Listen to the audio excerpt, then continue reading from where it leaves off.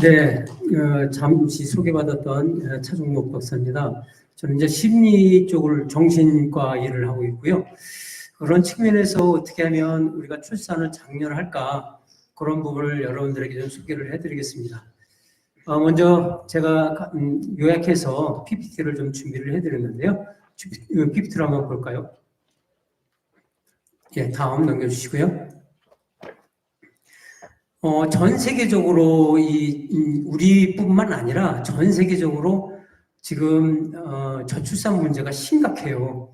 그 인구가 가장 많다는 중국도 저렇게 심하다는 것을 우리가 한번 공감하면서 어떻게 이런 것을 풀어가 볼까 한번 생각해 보도록 하겠습니다. 한 1분 정도 영상인데요. 잠시 한번 보겠습니다.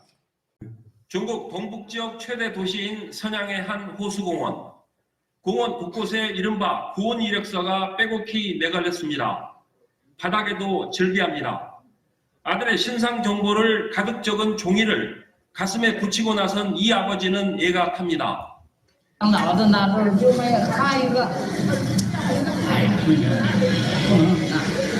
이처럼 부모들까지 나선 이유는 결혼 정년기의 자녀들이 결혼을 기피하기 때문입니다. 지난해 중국 결혼 건수는 36년 만에 최저를 기록했고 출생률도 49년 건국 이후 최저치입니다.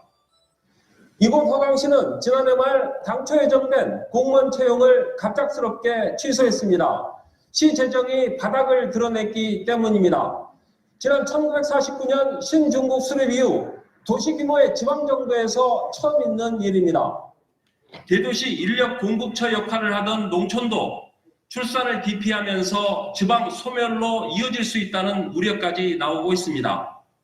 선양에서 KBS 뉴스 오세요.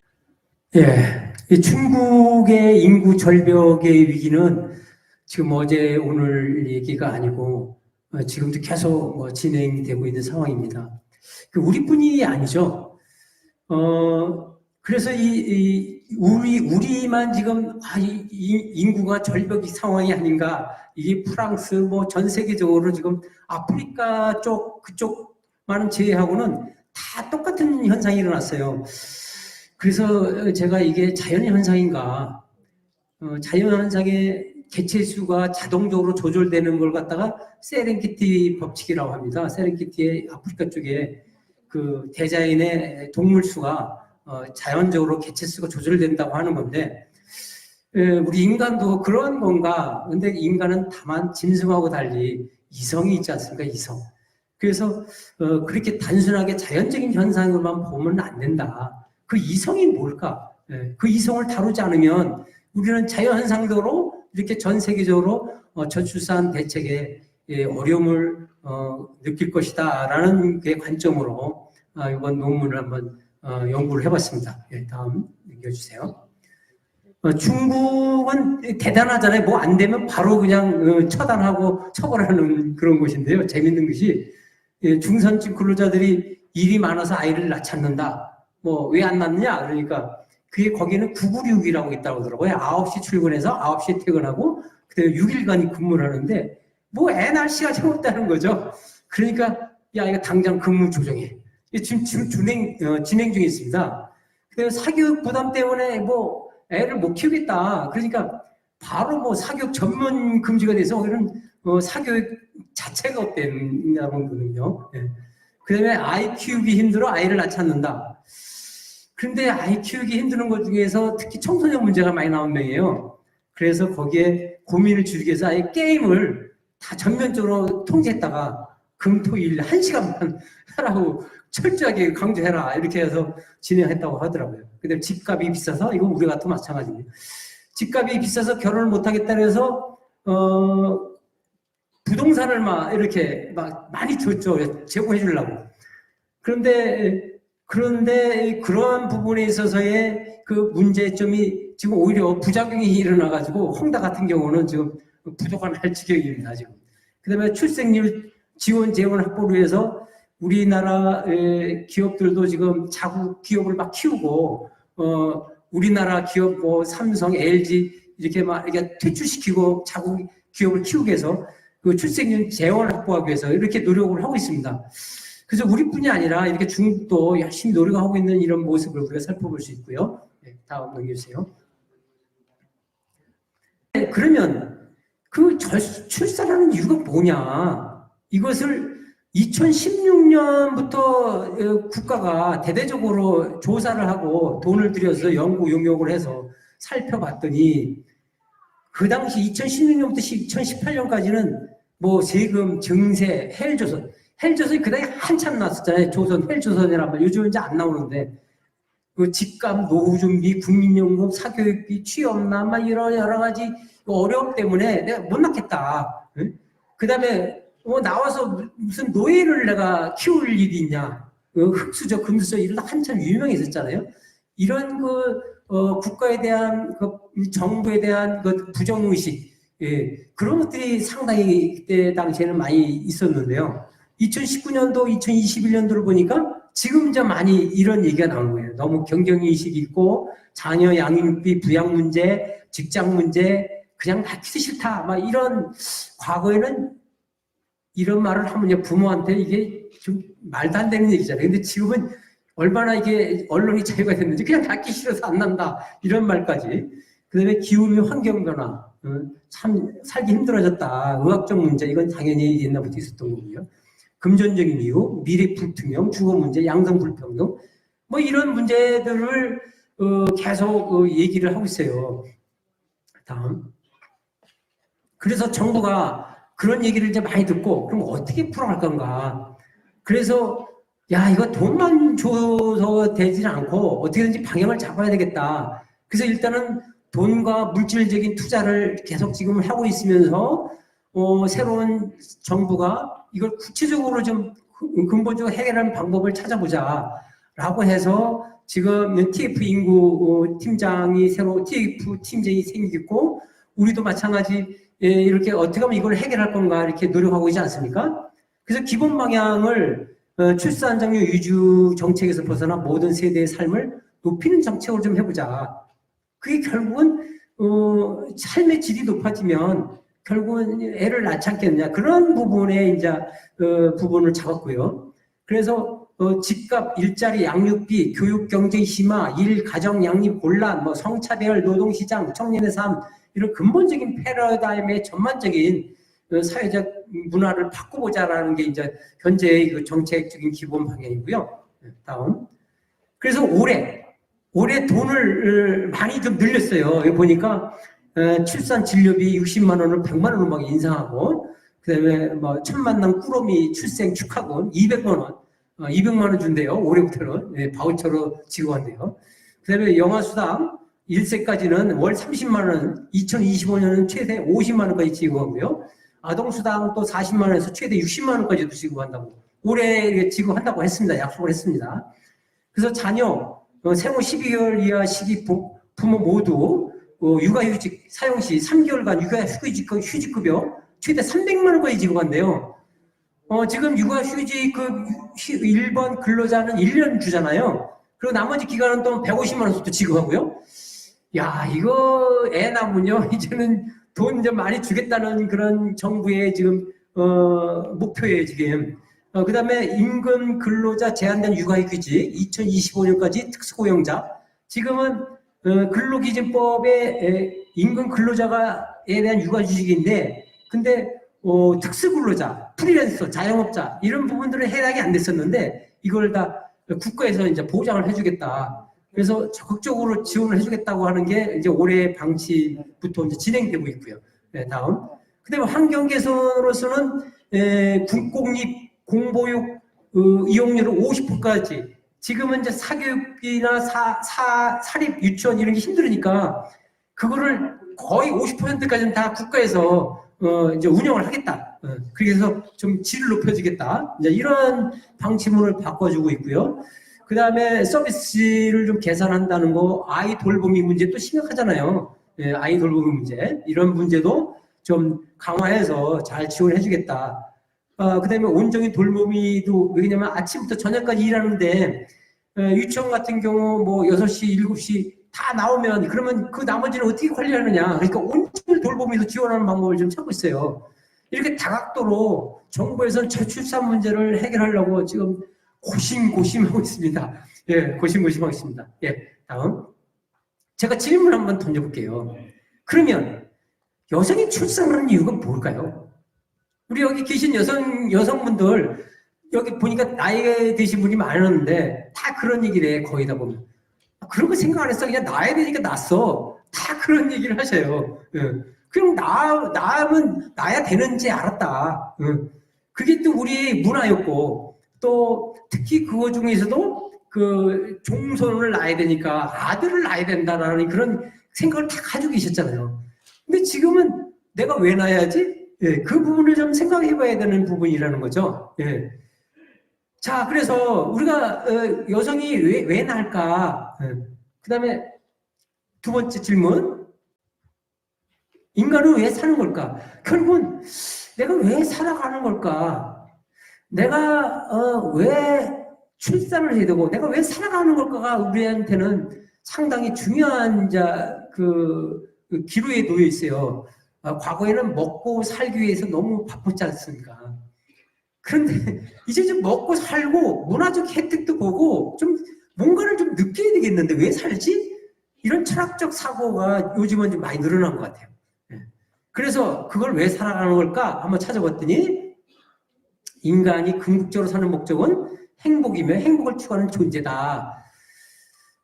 이게 좀 가장 근접한 거 아니냐. 그래서 방금 우리 김시규 교수님께서 말씀하셨듯이 관계와 행복은 우리가 인간이 살아가는 목적이면서 떨어질 수 없는 그것이다.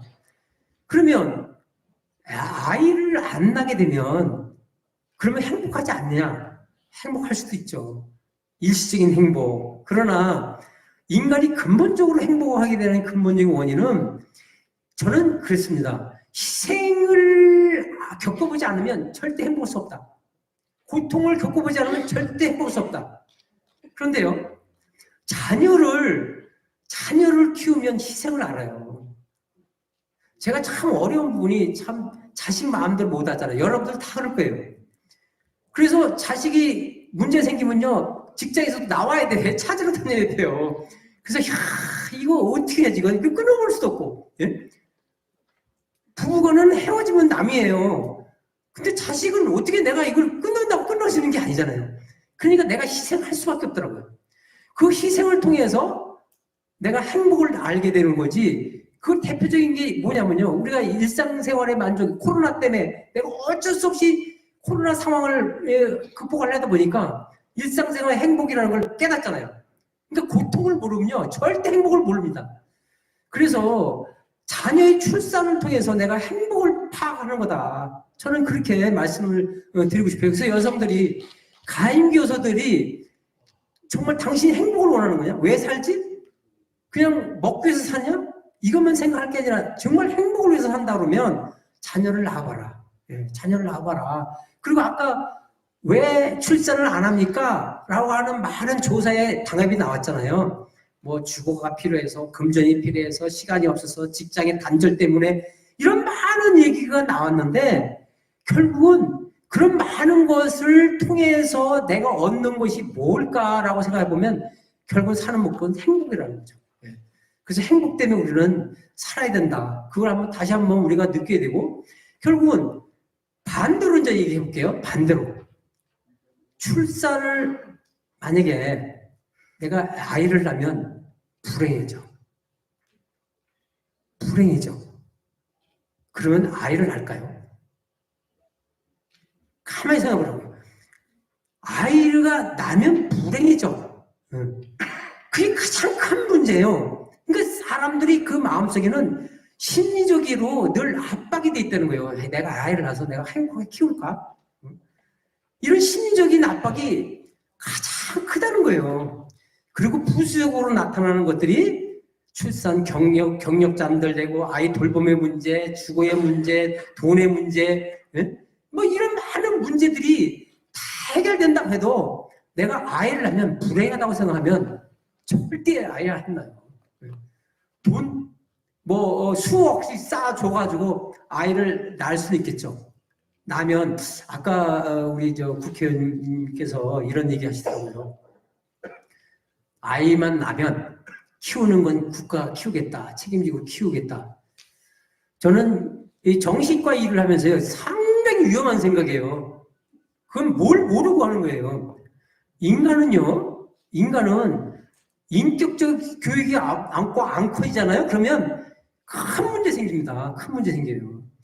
그 인격적인 교육은 누구를 통해서 이루어지냐면 최초 부모로부터 이루어지는 거예요. 동물도 마찬가지인 거예요. 자녀, 어미로부터 사냥하는 기술서부터 그 동물적인 세계의 사회성을 다 배우는 거예요. 부모한테, 어미한테. 근데 그걸 국가가 인격적으로 훈련시킬 수 있습니까? 안 됩니다. 그건 안 됩니다. 예. 그거 지금 저출산의 문제를 어떻게 생각하고 있냐면 국가에서는 정부는 이것 때문에 저출산을 해요. 초고령화. 생산성이 낮아지고 초고령화가 되니까 애를 낳아. 국가가 바라보는 그거예요. 애 낳는 거 이유는. 그리고 국민이 바라보는 애 낳는 이유는 뭡니까? 자기 자손이 번영되고 그래야 행복해진다는 거예요. 국가가 바라보는 애 낳는 이유하고 국민이 바라보는 애 낳는 이유가 좀 차이가 있어요. 그런데 국가가 바라보는 생산성 문제 없어요. 왜? 우리나라가 가장 많이 지금 인구를 대신할 로봇을 만들어가지고요. 생산성이 가장 높아요. 전 세계 1위예요.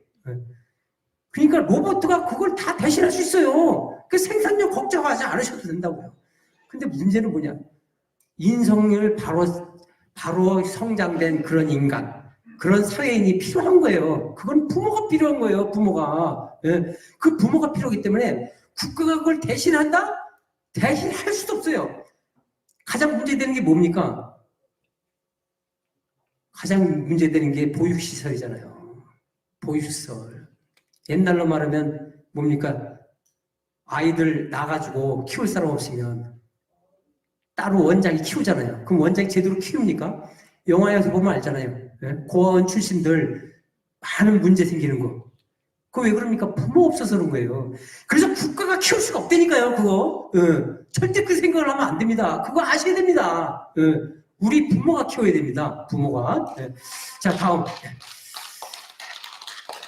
그래서 우리가 효를 하면 행복하다. 근데 의문 갖는 사람이 많이 있습니다. 많이가 있는데 그 가장 큰 의미가 뭐냐면 부양을 한다는 것으로 국가가 이렇게 돼 있어요. 저기 보면 효행장려법 두 번째 돼 있죠? 효행장려 지원에 관한 부모들을 부양과 봉사하는 것 때문에 내가 아이를 키워가지고 내가 부양을 시켜야 돼? 지금 난 어르신들 다 부양을 시켜야 돼? 초고령 사회? 그거 아니에요.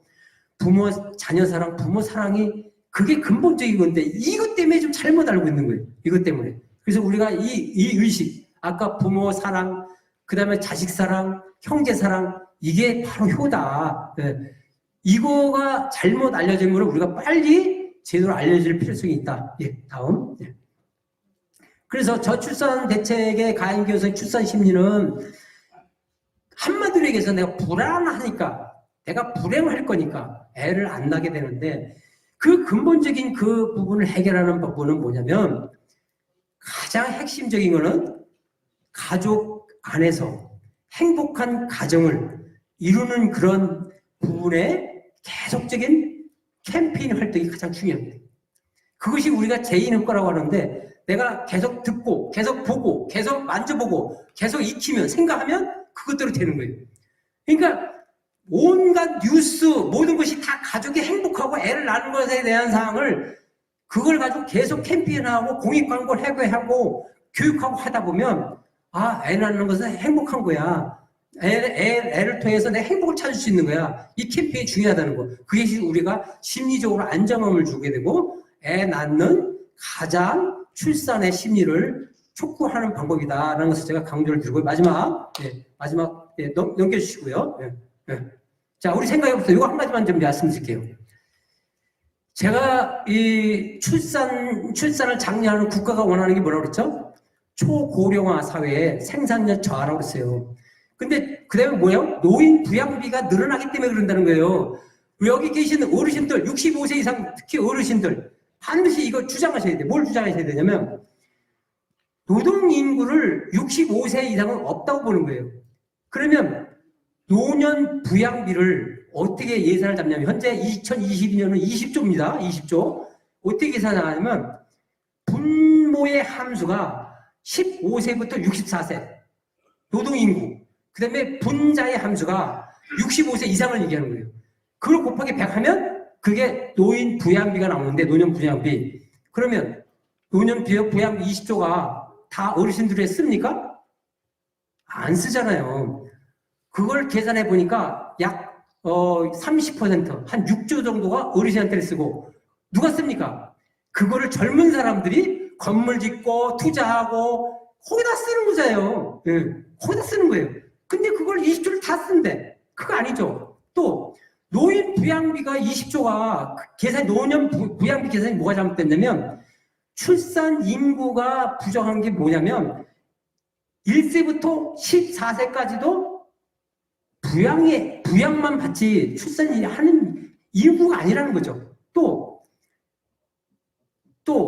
장애에 관련된 부분 중에서 부양을 받을 사람도 있어요. 그런 분들도 부양이 필요한 거거든요. 근데 그거를 노년에 관련된 초점에 맞춰서 부양을 위해서 부양비가 늘어나니까 출산만 시켜줬다. 이게 잘못됐다는 거죠. 네, 이게 잘못됐다는 거죠. 그래서 우리가 노년 부양비에 대한 사항, 그리고 초고령 때문에 출산을 시켜야 된다는 그런 사항을 우리가 생각하시면 안 되고, 이걸 좀 더 디테일하게 좀 따져봐야 되겠다. 이 부분을 우리가 좀 생각해 봐야겠다는 것을 여러분들에게 말씀드리면서 마치겠습니다. 감사합니다.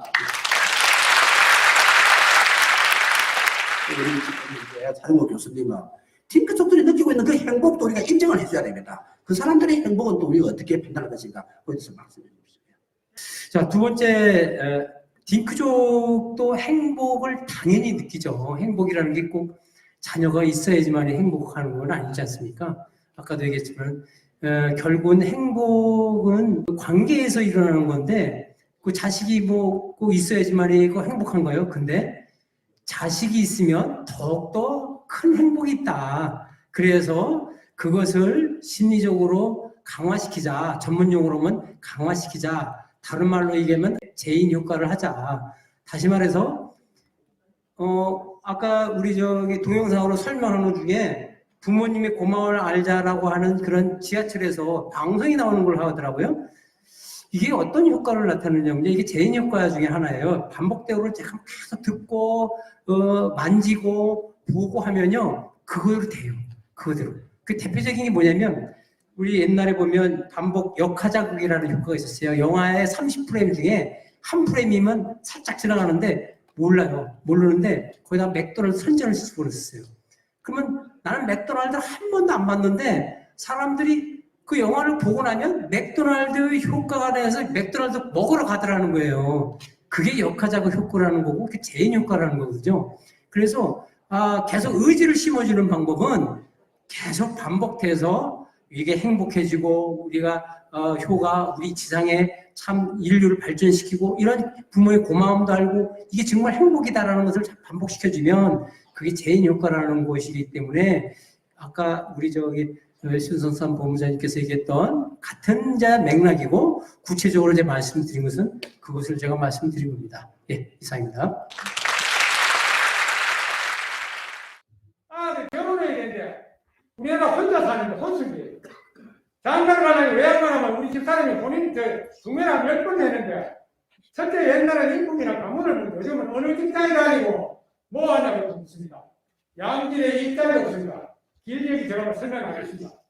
두 번째는 아까 여기 다 강사님이나 지리하신 분 만나계셨는데 환경을 만들어줘야 돼요. 우리나라에서 방송국부터 전부 다 결혼이 필수가 아니고 선택이다. 아이도 TV에 광고에 나와도 하나 되노라고나 안 되노라고 적기를 정합니다. 이런 분위기가 되면 안 돼요. 가정부터 부모가 본이 돼야 되고 사회, 국회의원부터 본이 돼가지고 우리가 젊은이들에게 뭔가 인적으로 환경을 만들어 심어줘야 됩니다. 이렇게 해야만이 효과가 있습니다. 제가 거기 조금 보완을 좀 하겠습니다. 결국은 2020년도 총 예산을 다 투자한다 해서 그럼 계속 출산율이 늘어날까?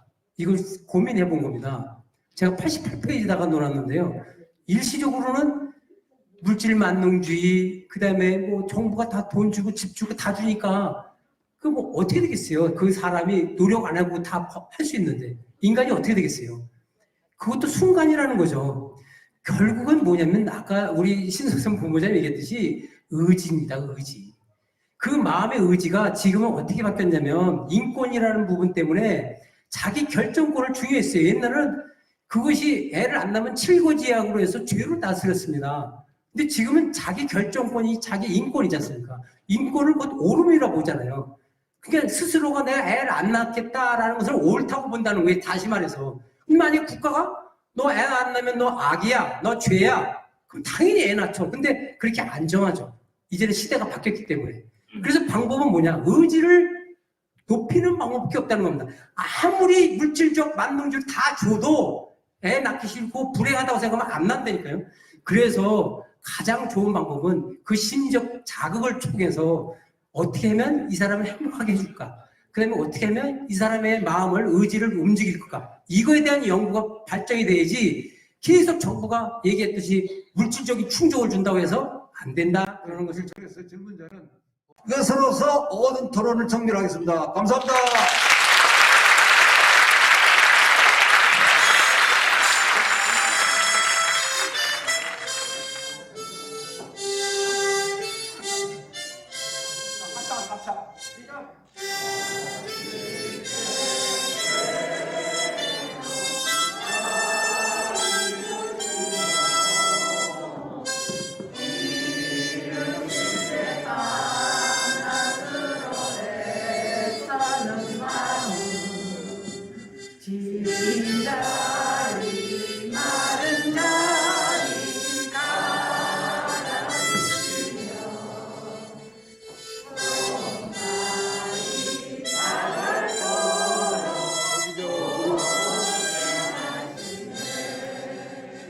여기 17일 행사를 또 공개하거든요. 공개에 올리려고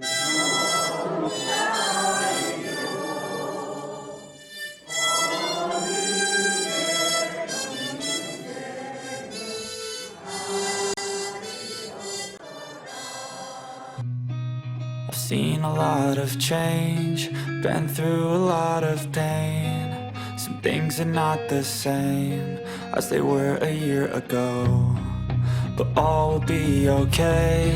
I move on each and every day.